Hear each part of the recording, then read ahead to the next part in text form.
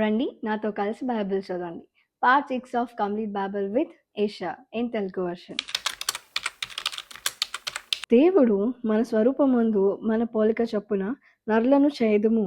వారు సముద్రపు చేపలను, ఆకాశ పక్షులను, పశువులను, సమస్త భూమిని, భూమి మీద ప్రాకు ప్రతి జంతువును ఏలుదురుగాకనియు పలికెను. దేవుడు తన స్వరూపమందు నరుని సృజించెను. దేవుని స్వరూపమందు వాని సృజించెను. స్త్రీనిగాను పురుషునిగాను వాని సృజించెను. దేవుడు వారిని ఆశీర్వదించెను.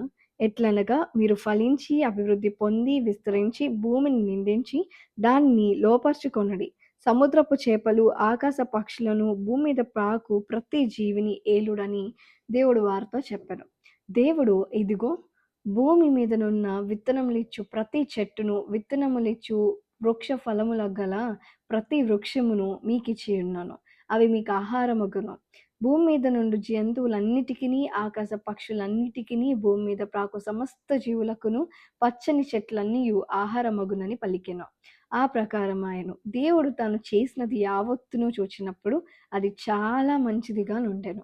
అస్తమయమును ఉదయమును కలుగక 6వ దినమాయెను.